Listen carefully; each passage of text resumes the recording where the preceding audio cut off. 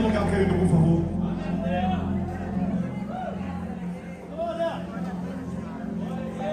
Aleluia. Aleluia. Louvado seja o nome do Senhor.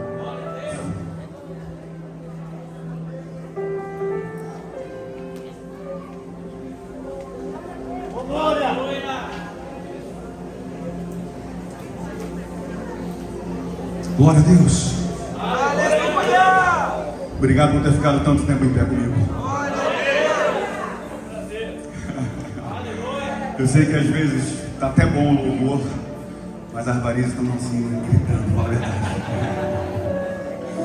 Aí quando o ministro do louvor fala assim, pode assentar, fala a verdade, irmão, dá um glória a Deus aqui dentro. Aleluia, glória a Deus. Vamos sentar.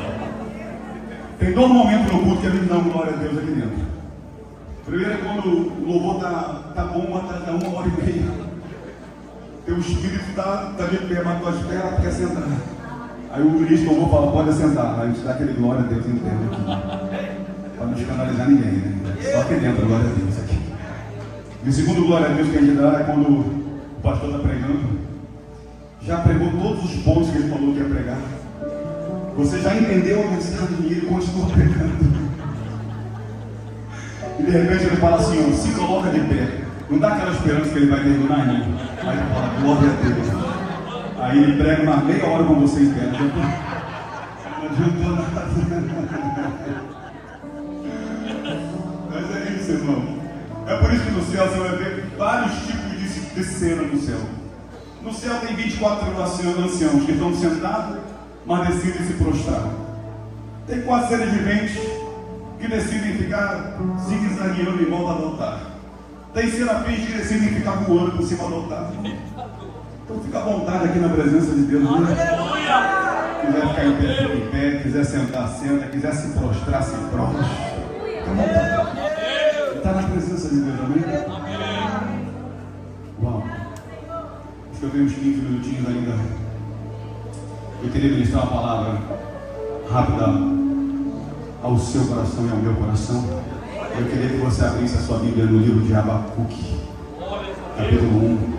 Pastor Telhado, mais uma vez é um prazer e privilégio estar aqui. Que o Senhor abençoe e continue abençoando a sua vida, o seu ministério, essa casa aqui de adoração, casa da palavra, casa de oração. Deus abençoe. Pastor Nicole, Deus abençoe também a sua vida.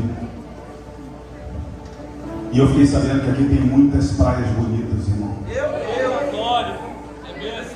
Cento e não sei quantas praias. 110. Meu Deus. Um dia eu queria fazer esse voto com Deus. Senhor, me dá, eu quero conhecer essas 110.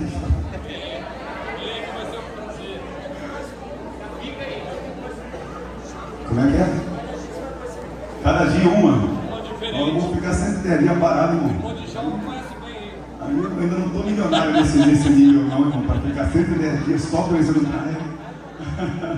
Mas vou chegar lá, viu? Recebo essa palavra.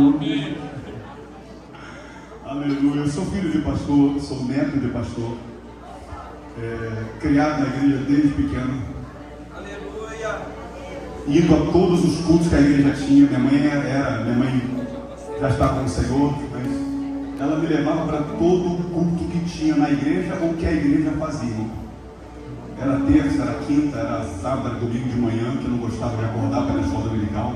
Mas hoje dou graças a Deus porque minha mãe me acordava para ir na escola bíblica. Aleluia! Era culto da noite, vigília na igreja, vigília no monte. Minha mãe era líder das senhoras, fazia culto nos lares durante a semana e me levava para todo o culto do lar. Eu conheço toda a modalidade de culto que você possa imaginar.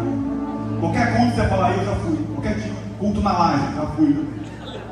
Culto no cemitério, não sei, qualquer tipo de coisa que você possa imaginar, eu já fui. Criado na igreja, filho de pastor, não sou pastor. Porque dentro do meu chamado do ministério é para o louvor, é para fazer o que eu faço. Aleluia! Feliz é aquele que descobre o porquê, o para quê que nasceu, qual é o seu chamado. Aleluia! Mas fui criado na igreja, cantando desde criancinha na igreja, nos corais, nos conjuntos, nas cantatas. Todo dia minha mãe fazia culto doméstico lá em casa. Todo dia, antes do café da manhã, tinha culto doméstico lá em casa. Minha mãe, a gente cantava uns hinos, lia uns salmos, orava. Mãe de uma mulher que nunca frequentou uma escola, aprendeu a ler sozinha lendo a Bíblia depois que se converteu, e nos ensinou os textos bíblicos, os salmos bíblicos. Oh, glória! Louvado seja Deus! Então, desculpa. Todo salmo bíblico que eu sei de qual vai a mãe me ensinou. Todo ele. Salmo 23, Salmo 91, Salmo 100, sei lá. Só não consegui decorar o Salmo 119, que é meio grandinho. Mas a maior riqueza que minha mãe pôde me passar foi amar ao Senhor e conhecer a Deus. Meu pai, na época que eu era criança, era um presbítero na igreja. Naquela época que os oficiais estavam sentados assim no púlpito. Meu pai, um homem cheio de temor também a Deus, reverente, no momento do culto. A gente ficava sentado ali, uma família pequena de 11 filhos. Eu sou o último. Família básicazinha, né? Aleluia! E a gente ficava sentado no meio da igreja. Meu pai sentava lá no altar. E os olhos do meu pai sobre nós eram como chama de fogo. Ai de nós se conversássemos, se levantássemos para ir no banheiro. Ai de nós. Mas isso me ensinou a entender os ambientes e o tempo de cada coisa. O tempo do culto é o tempo do culto, é o tempo de eu cultuar a Deus, é o tempo de eu entregar a Deus, é o tempo de eu estar atento à voz de Deus. Não que por alguma necessidade a gente não tenha que sair, mas não por qualquer coisa também.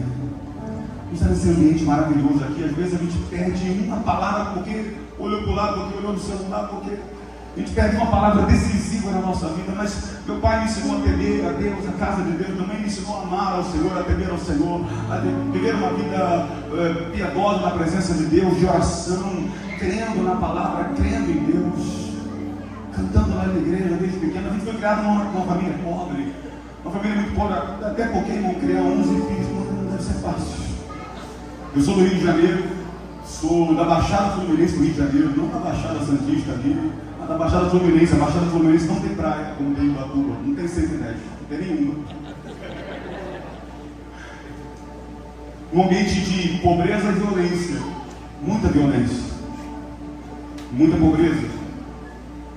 Uma pobreza assim, apesar de meu pai ser um homem trabalhador, temente a Deus, mas era uma época difícil no Brasil, e uma família muito grande, então era difícil sustentar realmente uma família muito grande. Assim, a gente morava num bairro pobre, era uma situação meio difícil. Eu estudei a minha vida toda em escola pública, que tinha mais greve do que aula. Meu Deus! Tudo bem que na época eu até gostava, mas depois teve seus prejuízos. Na minha formação acadêmica teve muitos prejuízos. Com 17 anos eu entendi um chamado missionário de Deus sobre a minha vida, debaixo da bênção do meu pai, da minha igreja, do meu pastor. Fui ser missionário na Jocum, fiquei 3 anos ali na Jocum, servindo como missionário. Ali eu conheci a minha esposa, Verônica. Temos 2 lindos filhos, nos casamos. Eu me casei com 20 anos de idade e muitos cabelos ainda. Esse ano, olha só, irmão, eu me casei com 20 anos. Esse ano, 15 de dezembro, eu nem acredito nisso, eu faço, não sei se eu falo que as pessoas vão somar as duas coisas e vão descobrir a minha idade. Eu não vou falar que já foi, esse negócio de guardar a idade já foi, irmão. Eu vou fazer 30 anos de casado.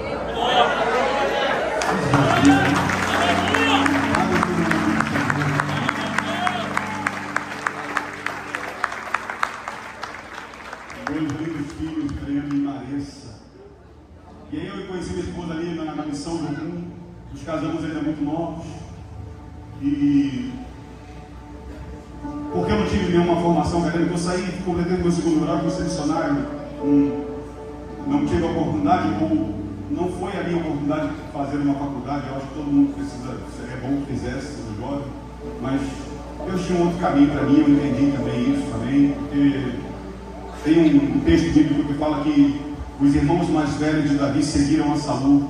Davi, porém, ia até Saul e voltava para apacentar as ovelhas de seu pai. Apesar dos irmãos de Davi terem escolhido um caminho, Deus tinha outro caminho para Davi. Então, o caminho da maioria nem sempre vai ser o caminho que Deus tem para você. Mas, obviamente, me trouxe algumas dificuldades na minha vida essa situação, porque eu me casei muito novo, comecei a trabalhar num emprego que não era um emprego tão legal assim, mas já tinha. Saí da missão, fui trabalhar, viver uma vida comum, criar uma família. Então tinha minha esposa, nós começamos a construir uma casa em cima da casa do meu sogro. Estava fugindo do padrão do brasileiro. E perdi o emprego, não deu muito tempo de terminar a casa assim. Eu vi que era uma casa muito engraçada. Só tinha teto, não tinha mais nada. Não tinha janela atrás, não tinha porta atrás, eles exploravam uma madeira assim lá no lugar da porta. Mas havia no meu coração um desejo de querer mais da presença de Deus. De querer buscar aquela riqueza que minha mãe tinha representado na minha infância. De querer buscar mais da presença de Deus. E todos os dias eu acordava bem cedo, pegava o meu violão, a minha Bíblia, e ia para a presença de Deus. Todo santo dia eu pegava o meu violão e a minha Bíblia, ia lá para aquele cômodo que profeticamente a gente chamava de sala, porque não tinha cara de sala ainda, era só um cômodo. E eu ia ali, sentava num colchãozinho que tinha na sala, o meu violão e a minha Bíblia. Eu começava a adorar a Deus e ficava ali por horas na presença de Deus. Algumas vezes cantando, adorando e sentindo a presença de Deus. Outras vezes chorando porque não tinha mais o que dizer, não tinha palavras para dizer. Às vezes o coração estava tão apertado que eu não conseguia dizer, eu só conseguia tocar uma ou duas notas e chorar. Outras vezes eu estava em silêncio, nem lágrima tinha para derramar. Mas naquele ambiente eu aprendi algumas coisas de Deus. Primeiro, eu aprendi que Deus não ouve apenas palavras. Deus ele também é poderoso para interpretar lágrimas que caem do nosso rosto. Ele é especialista em saber discernir o coração aflito e quebrantado de alguém, as lágrimas que caem. A Bíblia fala que o Senhor recolhe as nossas lágrimas em odres. Nenhuma delas cai no chão em vão, todas elas são recolhidas em odres. Odre é lugar de vinho, era o lugar onde se colocava vinho. Vinho na Bíblia simbolizava, dentre algumas coisas, simbolizava a alegria. E o que eu vejo nisso, nesse versículo, é que Deus pega aquilo que nos faz sofrer, que nos traz lágrimas, tristeza, e coloca no lugar onde se faz vinho e transforma as nossas lágrimas em vinho de alegria na nossa vida. No tempo certo, as lágrimas que você derramou na presença de Deus vão trazer frutos de alegria na tua vida, em nome de Jesus. E aí, uma dessas manhãs, desculpa, está me delongando nessa parte, eu já vou ler a Bíblia. E uma dessas manhãs, meu pastor, não, estava virando mais rápido, não. Eu vou parar de olhar aquele relógio aqui. Não, mas eu vou prometer terminar o tempo. Eu não sou daqueles pregadores indisciplinados, não. Poxa, uma dessas manhãs que eu estava ali adorando na presença de Deus. Eu não sei como você vai entender isso, mas Deus apareceu para mim. Deus apareceu para mim. Eu estava ali no momento de adoração. Sabe aquele momento de adoração que você já não sabe mais o que é música, o que é voz, o que é choro, o que é violão, o que é nada. Você parece que entra numa outra dimensão. E aí aparece um homem na minha frente. Apareceu um homem na minha frente. Ele tinha vestes meio que medievais assim. Ele era um flecheiro, um guerreiro. Ele tinha uma aljava com muitas flechas. E ele puxava uma flecha. Quando ele puxava a flecha, eu percebia que na ponta da flecha tinha fogo. Com o arco que ele tinha na outra mão, ele empesava essa flecha. E tinha uma grande parede com um grande mapa do mundo. E ele arremessava essa flecha com a ponta de fogo nesse mapa. E essa flecha fincava num dos pontos desse mapa, e aquele ponto começava a pegar fogo.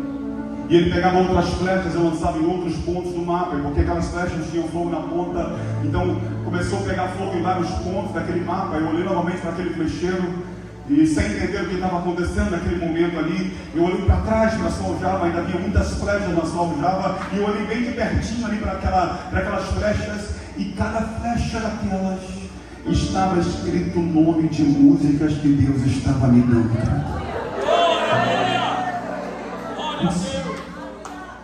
Era como se fosse o título das canções. E porque aquela visão era que esse ambiente espiritual, onde as coisas se discernem espiritualmente, eu li aquelas frases, eu entendia que algumas eram músicas que Deus estava me dando, e eu entendia que outras eram músicas que Deus ainda iria me dar. Mas eram canções, cada flecha era como se fosse uma canção. E o que eu entendi daquela canção, daquela visão, é que Deus me daria canções, que seria como flechas na mão dele. Ele arremessaria essas flechas aos 4 cantos do mundo e iria incendiar o coração de pessoas espalhadas pelo mundo todo, querido. Por isso que eu entendi daquela visão. Talvez aquela visão hoje faça sentido. Quem sabe uma dessas flechas alcançou a tua vida em algum momento, querido. Quem sabe uma dessas canções foi resposta de Deus para a tua vida em algum momento. Foi força de Deus na tua vida em algum momento. Trouxe uma clareza de Deus para alguma vontade do Senhor para a tua vida. Eu não sei se alguma dessas canções já confortou a tua vida, já renovou o teu espírito, já te aproximou ainda mais de Deus. Hoje talvez faça sentido, querido, mas na época que eu estava me dando aquela visão, não fazia o menor sentido. Aquela peça parecia que não encaixava no quebra-cabeça, querido. Eu era apenas um jovem, casado, mas um jovem de 20 anos. Criado na igreja, mas humilde, uma igreja pequena. Nem tinha uma formação acadêmica, nem tinha uma boa oratória, eu era muito tímido, não sabia falar direito. E aquela visão não se encaixava com Davi naquele momento. Aquele Davi estava prostrado, chorando. Aquela visão não se encaixava com aquele Davi. Mas aquele Davi que estava prostrado ali, não era o Davi que Deus estava vendo apenas. Deus não estava olhando apenas para o presente daquele Davi prostrado, chorando. Deus estava olhando para o futuro daquele Davi. Glória a Deus. Futuro. É por isso que eu digo que toda promessa passa pelo teste do tempo. Deus está acima do tempo, querido. E o que Ele vê a teu respeito, o que Ele diz a teu respeito, não tem a ver apenas com o teu presente. Muitas das coisas têm a ver com o teu futuro, querido. Com o futuro que Ele está enxergando a teu respeito. Aquilo que você será na mão dEle, se você permanecer na presença dEle, se você continuar fiel ao Senhor, seguindo ao Senhor, não se abalando pelas situações da vida, mas perseverar em seguir ao Senhor, querido. E eu despertei daquela visão, estava chorando muito. E eu chorando ali na presença de Deus, irmão, sem entender o que estava acontecendo naquele dia, naquele momento. Apenas tentando digerir aquela cena, aquele momento que aconteceu ali comigo. E tendo um discernimento do que significava aquela visão. Eu disse, Deus, eu não consigo encaixar isso na minha vida. Parece que não é para mim o que o Senhor disse agora, o que o Senhor acabou de me revelar, parece que não é para mim, não tem sentido, parece que não faz sentido. Não faz sentido, Senhor. E eu comecei a tentar convencer a Deus de que aquilo não era possível acontecer na minha vida. Eu disse, Deus, eu fui criado num ambiente pobre, Senhor. Estudei escola pública, como se Deus não soubesse. Estudei escola pública a vida toda, Senhor. Nem faculdade eu tenho, sou tímido, não sei falar. Nasci na Baixada Fluminense, Deus, lugar de violência e pobreza. Deus, o Senhor já foi na Baixada Fluminense algum dia, você sabe? Do que ele não falou. E no meu espírito eu senti, pega a Bíblia que está caída no chão ali e abre. Eu peguei a minha Bíblia. Eu abri a minha Bíblia. Sabe aquelas vezes que a gente abre a Bíblia e coloca o dedo em cima do versículo? Fala a verdade que ele já fez isso, para não me deixar sozinho. Eu vou te falar que quase nunca dá certo. Mas Deus pode falar do jeito que Ele quiser, inclusive desse jeito, se Ele quiser. Amém. Porque eu tenho certeza também que na vida de algumas pessoas aqui, Deus já falou desse jeito. E naquela manhã, Deus também resolveu falar comigo desse jeito, pastor, que Ele era. Eu abri a Bíblia, minha Bíblia caiu no Salmo 127, versículo 4.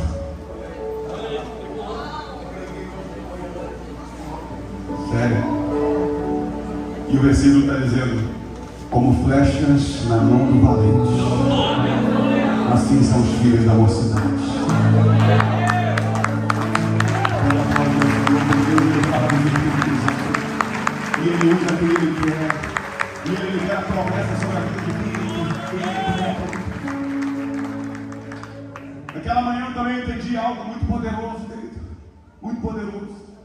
Por mais difícil que tenha sido o meu e o teu passado, o nosso futuro continua intacto nas mãos de Deus. Intacto nas mãos de Deus. Mas aquela manhã também Deus me falou algo que tem a ver com o texto que eu pedi para você abrir aí. Eu acho que eu falei tudo isso só para dar tempo de você encontrar Abacuque. Porque não é fácil encontrar Abacuque. Fala a verdade. O livro difícil de achar, irmão. Fica no meio de um montão de profeta alemão. Tem 3 capítulos só. Com essa folha fina da Bíblia aí. Tu passa para cá, passa para lá e não encontra Abacuque. Revela a Deus. Glória. Alguém um dia, eu estava falando sobre essa minha história e li esse texto. E aí alguém falou assim: Davi, fala para as pessoas que Abacuque fica depois de Naum. Eu falei, como se Naum fosse fácil, cara. Nossa, mas eu estou para cá, mas não é fácil. Mas se tu for ler Salmos, Provérbios, Eclesiastes, Cantares, Isaías, Jeremias, Lamentações, Ezequiel, Daniel, Oséias, Joel, Amós, Obadias, Jonas, Miqueias, Naum.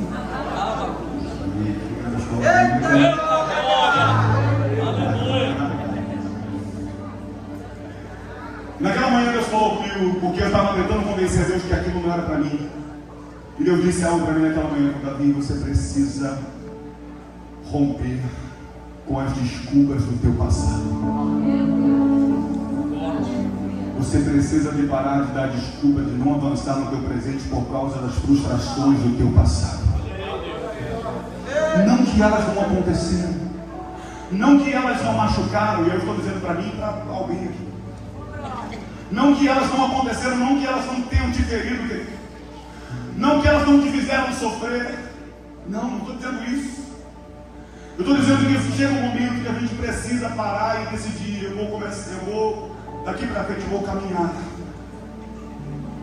por aquilo que eu vivi ou por aquilo que Deus quer que eu viva. Chega um momento na nossa vida que a gente precisa decidir: eu vou viver minha vida a partir de quê? E a partir de que ótica? Da ótica do meu passado ou da ótica do meu futuro?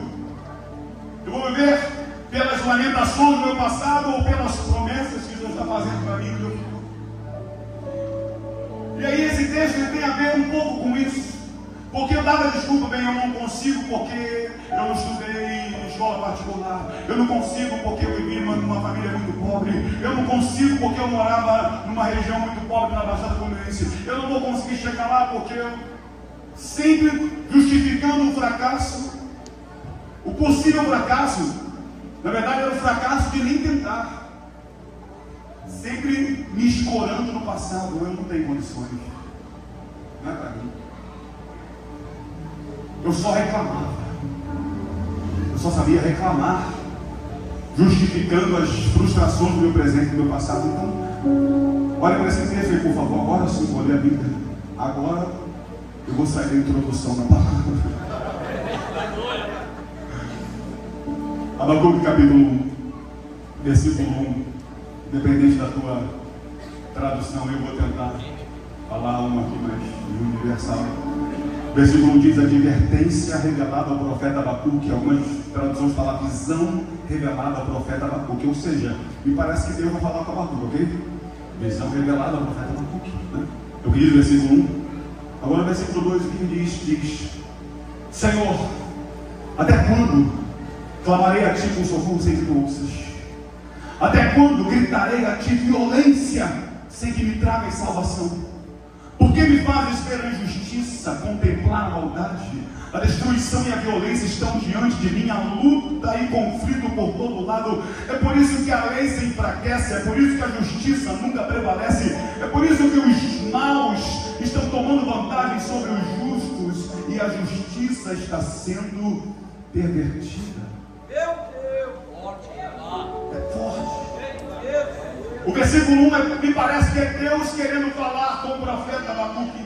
Mas o versículo 2 não é Deus falando com Abacuque, é Abacuque falando com Deus. Me parece que Abacuque falou: já que o Senhor resolveu aparecer, Então deixa eu falar um negócio do Senhor aqui. Até quando eu vou clamar e o Senhor não vai me responder?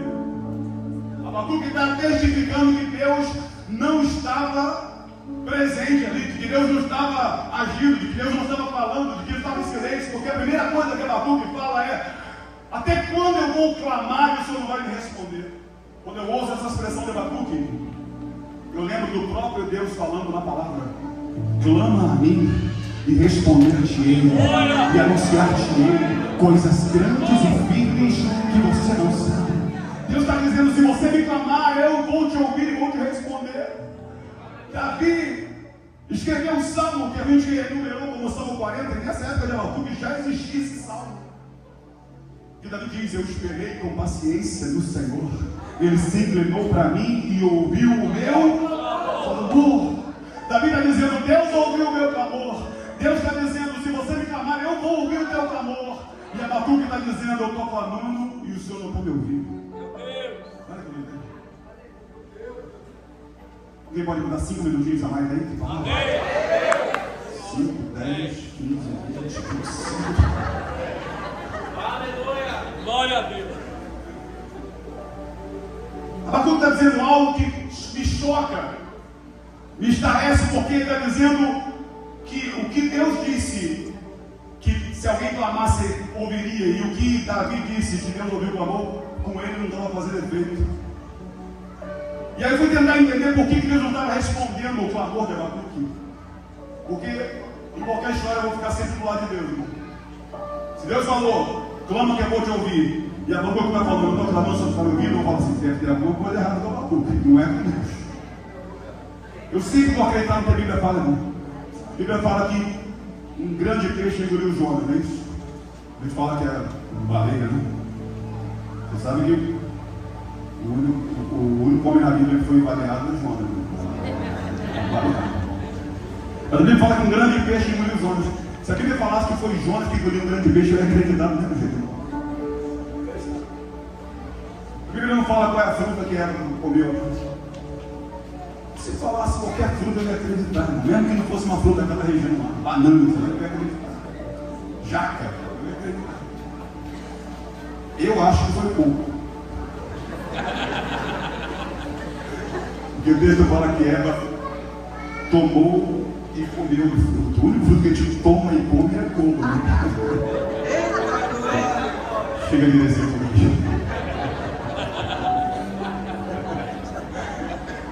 Brincadeira, né, irmão? Safado de Deus.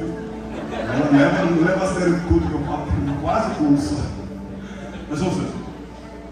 Eu fui tentar entender então por que Deus não estava ouvindo Abacuque. E aí eu percebi que Abacuque não estava clamando. Abacuque estava reclamando. E há uma diferença muito grande entre clamar e reclamar. As palavras se parecem, mas o sentido é muito diferente. Quem conhece alguém que só sabe reclamar? Fala a verdade. Teve gente que olhou pro lado, tipo de achar.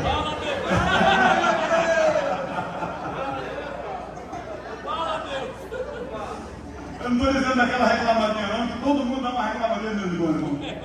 Eu estou dizendo daquela pessoa que só sabe reclamar. Tem gente que é profissional de reclamar. Parece que fez doutorado, pós-graduação em reclamação. É mestre em reclamação.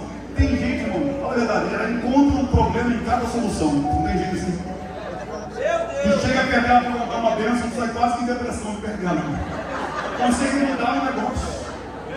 A Bíblia fala que o Senhor transforma o nosso lamento em festa, tem gente que consegue transformar a nossa festa em lamento.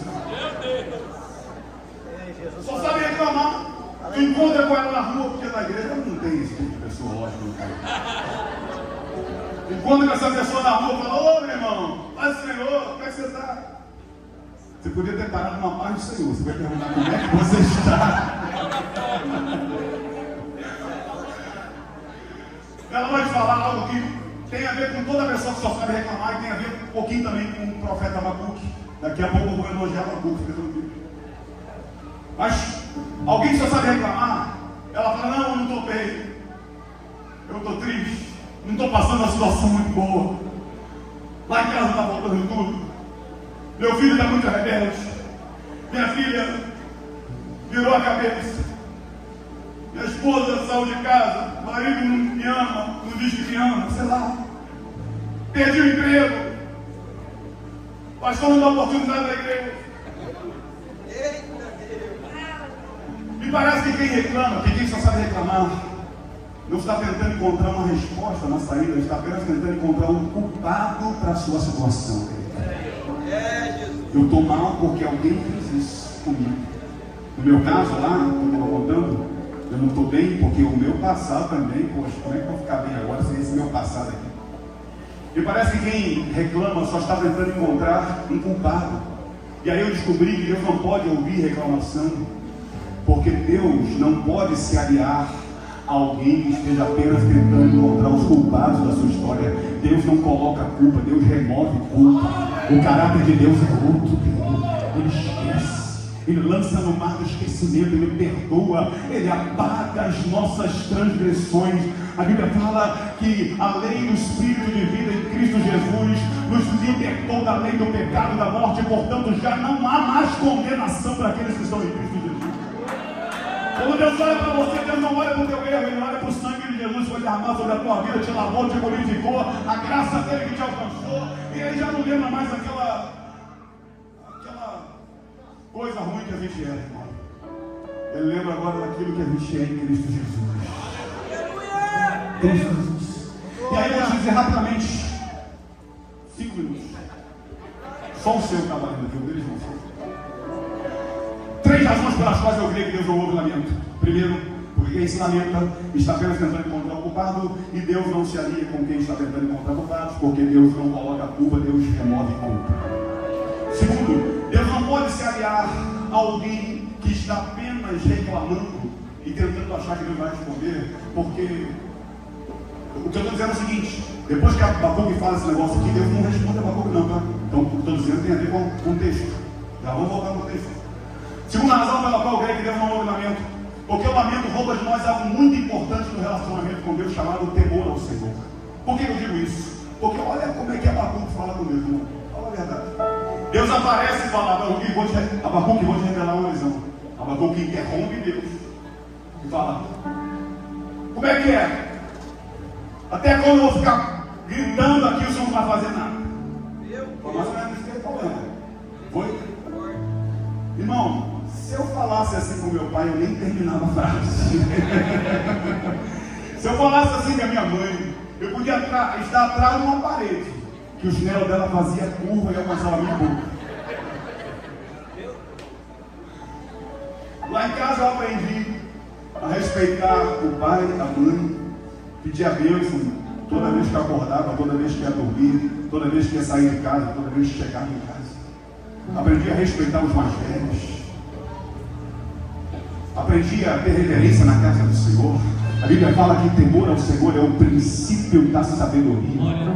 Davi diz aí nos seus salmos: uma vez falou Deus, 2 vezes eu ouvi que o poder pertence a Deus.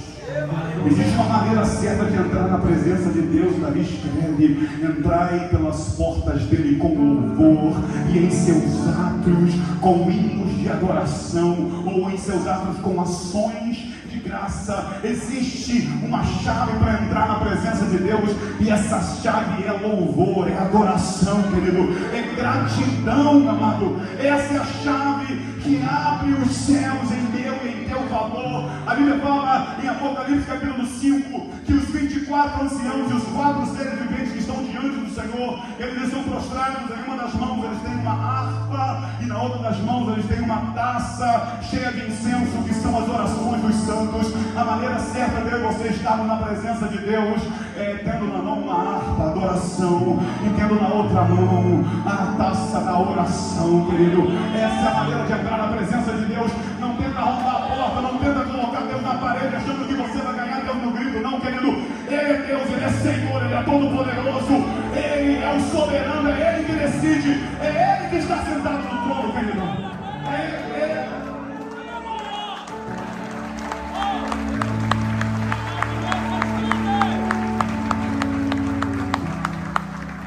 Terceira razão pela qual eu creio que Deus não ouve lamento. Está lá no versículo, o secretário que está arrumando a Bíblia, depois só confere. Está lá no versículo 2 capítulo 2, quando Abacuque vai nessa segunda queixa, percebe que Deus não vai cair na dele. Abacuque parece aquele jogador que cai na área querendo um pênalti. E aí, Deus não é o Abate Abel lá que está pênalti para assim. Parece que Abacuque fez essa segunda reclamação e Deus não caiu na dele, Deus não respondeu como ele queria. E aí ele cai em si. E no versículo 1 do capítulo 2 ele fala algo muito interessante. Ele diz, depois da sua reclamação, ele diz: eu voltarei para a minha posição na muralha e aguardarei em silêncio para ver o que o Senhor me dirá. Olha o que ele diz: eu voltarei para a minha posição onde? Na muralha.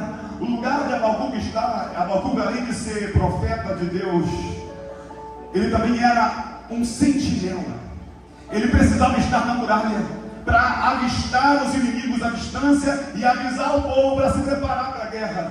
Mas a murmuração de Abacuque tirou Abacuque do lugar que era para ele estar, fazendo aquilo que ele foi chamado para fazer.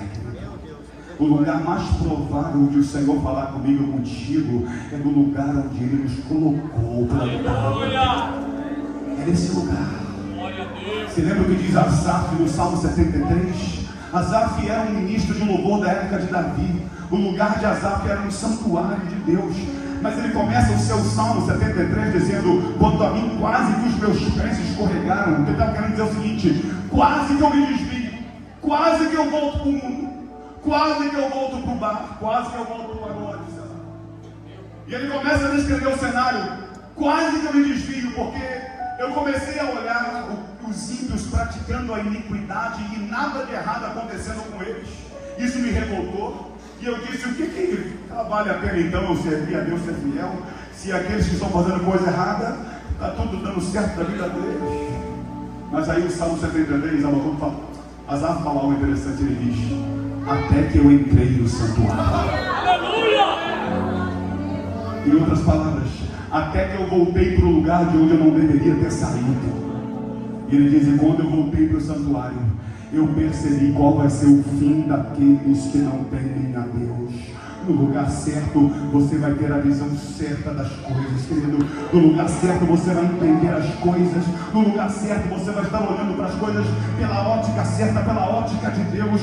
E se fora do santuário, Asaf estava dizendo: eu vou me desviar, eu vou escorregar. Dentro do santuário, ele termina o seu salmo dizendo: a quem tenho eu no céu além de ti, e não há na terra quem eu queira mais do que a tua presença, Senhor. Não abra mão da tua posição, não pare de fazer aquilo que você foi chamado para fazer.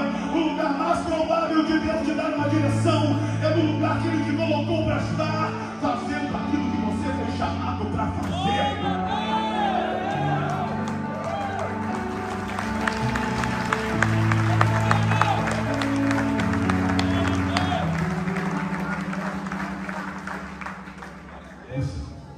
Deus não ouve lamento e não quer que Deus ouve. A gente sabe. A gente parece que às vezes a gente quer fazer outro caminho. Capítulo 3, o Abacuque entendeu. E ele começa o capítulo 3. O título já é diferente. O capítulo 1 está dizendo assim: o lamento de Abacuque. Não sei como é que está na tua Bíblia. A queixa de Abacuque, capítulo 1. Aqui, primeira queixa de Abacuque, o lamento de Abacuque, é uma coisa, né? Agora, capítulo 3, olha o que está dizendo aí. Antes do versículo 1 está dizendo a oração de Abacuque. Não é mais a queixa de Abacuque, agora é a oração de Abacuque. A Bíblia fala que muito pode a oração dos justos em seus efeitos, querido. Davi declara: bendito seja Deus que não me rejeita a oração e nem afasta de mim a sua graça. A Bíblia fala que Paulo e Silas estavam presos, encarcerados, açoitados, e à meia-noite, ao invés de eles estarem murmurando e reclamando, eles estavam cantando hinos a Deus e orando. E aquele lugar começou a estremecer, as portas daquela cadeia se abriram, nenhum preso foi embora, o carcereiro e a sua família se converteram, porque alguém, ao invés de reclamar, decidiu orar, querido. A oração é o que move o coração de Deus. Abacuque entende isso, e agora no capítulo 3 ele escreve a oração do profeta Abacuque. E olha o que ele diz. 3 razões pelas quais eu creio que Deus ouve oração. Olha só o que ele diz no versículo 1. Meu Deus. Oração do profeta Abacuque, uma confissão. Tem algumas versões que falam, agora esse dia, anote aí. Não tem a mínima ideia do que significa isso. Mas nas versões mais normais, diz oração do profeta Abacuque, uma confissão. Olha aqui para mim. Quem confessa, admite culpa, não é isso? Sim. Quem confessa, admite culpa. Lá no lamento, ele estava colocando culpa. Ele estava dizendo, Deus, a situação de Israel está desse jeito aqui, porque eu estou clamando, você não está me ouvindo, ou seja, a culpa é sua. Agora na oração ele está dizendo, a culpa é minha. Glória a Deus. A responsabilidade é minha. Yes. Eu devia ter me santificado mais. Eu devia ter orado mais. Eu devia ter me posicionado mais. Sem querer entrar em nenhuma questão política, irmão, ouça, acredite em mim. Mas o que o Brasil precisa não é apenas de uma intervenção de Deus, é de uma ação dos filhos de Deus. Glória. Abacuque está dizendo, agora na sua oração ele está dizendo, uma confissão, ele está dizendo, Deus, a responsabilidade é minha. Sabe por quê? E o primeiro ponto aqui do que eu creio sobre a oração, porque a oração, querido, ela faz a gente parar de enxergar a responsabilidade dos outros e faz a gente enxergar a nossa responsabilidade. Eu ouvi o pastor Mike Murdock uma vez dizer, alguns minutos em oração na presença de Deus revelam as falhas dos nossos planos mais bem elaborados. Nunca mais esqueci essa frase. Uns minutos na presença de Deus revela as falhas dos meus planos. Aquele plano que eu achava que era infalível, aquele plano que eu achava assim, nossa, que plano genial que eu tive. Eu vou para a presença de Deus orar, e Deus começa a contar os erros ali do meu plano, e eu vou, tá bom, Deus, não, qual é o teu plano para a minha vida? O teu. Porque a oração é capaz de mostrar ou de trazer a nossa responsabilidade, aquilo que eu e você precisamos fazer. Segunda coisa que a oração é capaz de fazer, que o lamento não faz, ainda nesse versículo 1, ele diz, oração do profeta Abacuque, uma confissão, e aí no versículo 2 ele diz, Senhor, eu ouvi falar da tua fama e eu tremo diante dos teus atos. A oração traz de volta ao temor ao Senhor. Terceira coisa que a oração é capaz de fazer, nesse versículo 2 ele diz, realiza de novo em nossa época as mesmas obras, faze-as conhecidas em nosso tempo. Na tua ira, lembra-te da tua misericórdia. A oração é capaz de trazer à nossa memória aquilo que pode nos dar esperança. Se coloca de pé, por favor. Aleluia. Só para parecer que está terminando. Glória a Deus. Só para te dar aquela sensação que vai terminar. Fica de pé. Abacuque termina o seu livro no capítulo 3. E na sua oração, a partir do versículo 17, ele escreve algo que todo mundo aqui sabe, ainda que não na ordem correta, mas todo mundo aqui sabe.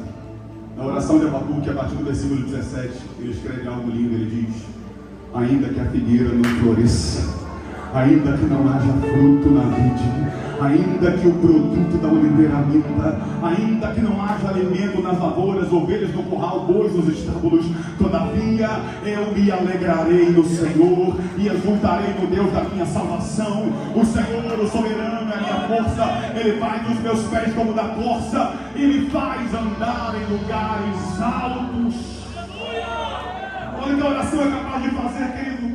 Olha o que ele diz na sua oração, não mais no seu lamento. O seu lamento, ele estava dizendo, Deus, o Senhor não está ouvindo a minha oração e o povo está indo de graça. Na sua oração ele está dizendo, Deus, as coisas realmente não estão bem, mas eu vou me alegrar no Senhor e eu vou exultar no Deus da minha salvação, querido, porque a oração, talvez ela não te traga uma resposta imediata, mas a oração te traz a certeza de que Deus continua no controle de todas as situações e você pode sim se alegrar em Deus, mesmo diante das maiores adversidades.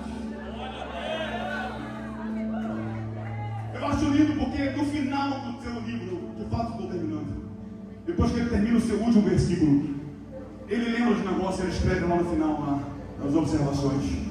Ele escreve, para o mestre de música, com os meus instrumentos de corda. Quando eu li isso, eu falei, nossa, algo que era um lamento, terminou com uma canção. Olha que coisa linda. Eu falei, caramba, Abacuque era músico. Eu falei, dando esse trabalho para Deus, só podia ser música. É minha classe, eu também sou. Mas quando eu li isso, o Senhor falou comigo, eu quero terminar dizendo essa palavra para a tua vida e cantar um cântico aqui. Quando eu li isso, o Senhor falou comigo, Davi, quando alguém decide transformar os seus lamentos em oração, eu sou poderoso para transformar essas orações em cânticos de vitória na vida dessa pessoa. Deus está disposto a transformar em cântico de vitória aquilo que um dia já foi lamento na tua vida, aquilo que um dia já te fez sofrer, já te fez chorar, querido, aquilo que um dia tentou te prender no teu passado. Deus está disposto a transformar isso em cântico de vitória, meu amado. Mas eu e você precisamos entender que transformar lamentos em oração não é com Deus, é com a gente. É com a gente. Transformar oração em cântico de vitória é com Deus, mas transformar lamento em oração é com a gente. E naquela manhã, naquele meu encontro com Deus, Deus me fez entender isso. Eu precisei parar de me lamentar pelo meu passado. Ainda que as razões eram justas, fossem justas, mas eu precisava trocar os meus lamentos por oração. E eu queria que você fizesse esse compromisso com Deus nessa noite. Eu quero cantar uma canção. Essa canção Deus me deu a mim e ao meu amigo Luiz Arcanjo. Essa canção começa com lamento, mas ela não para no lamento, porque você não pode parar no lamento. Essa canção diz: os planos que foram embora, o sonho que se perdeu, o que era festa, agora é o luto do que já morreu. Mas ela sai do lamento e ela vai para a oração, vai para o clamor, dizendo: não podes pensar que esse é o teu fim. Não é o que Deus planejou para a tua vida. Levante-se do chão, erga um clamor dizendo: restitui, eu quero de volta o que é meu. Sara-me, põe o teu azeite em minha dor. Restitui-me, leva águas tranquilas. Lava-me, refrigera minha alma. E eu creio que o tempo que roubado foi não vai se comparar com o tempo que está chegando, com o tempo de quem decide clamar ao Senhor. Todos querem fazer essa aliança com Deus aqui nessa noite, transformar os seus lamentos em oração diante do Senhor, querido. O teu passado, por mais difícil que tenha sido o teu passado, o teu futuro continua intacto nas mãos do Senhor, meu amado. Aleluia, aleluia, aleluia. Vamos fazer esse voto com Deus. Diga: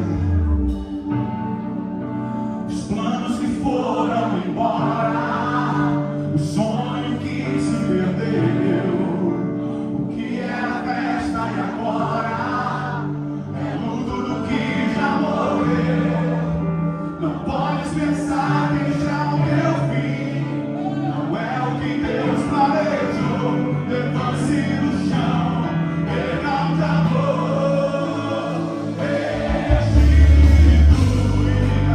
Eu quero de volta o que é meu.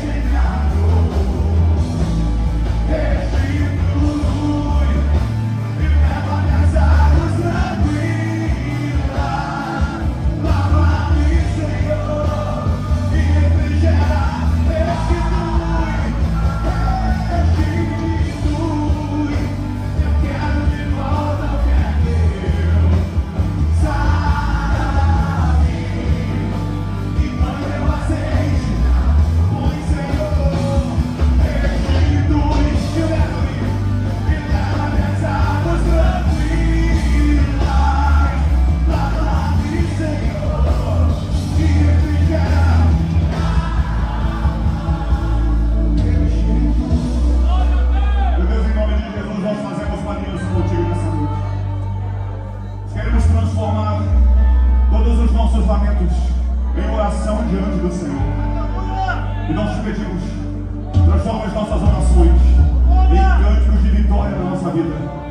E nós viveremos todos os dias da nossa vida para te adorar, para te servir e para testemunhar de tudo aquilo que o Senhor tem feito em nós, por nós e através de nós. É a nossa oração em nome de Jesus. Amém e amém. Dê uma palavra do Senhor Jesus. Que Deus abençoe a tua vida. Que o Senhor abençoe poderosamente essa casa em nome de Jesus. Obrigado. Obrigado, amado.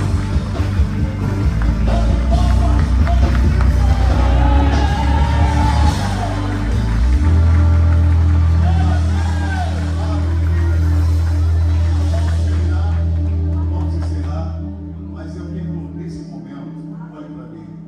Você que recebeu essa palavra, eu sei que Deus falou tremendamente com você. Ele falou comigo.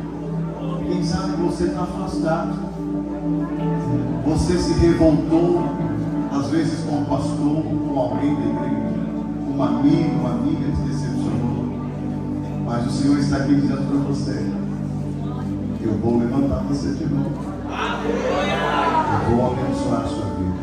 Aí mesmo onde você está, aí mesmo, pastor, eu creio que essa noite eu vou voltar para a casa de meu pai. Levante a mão. Tem alguém que quer voltar? Amém. Deus abençoe. Vem cá. Vem aqui, meu pai. Olha aí, pode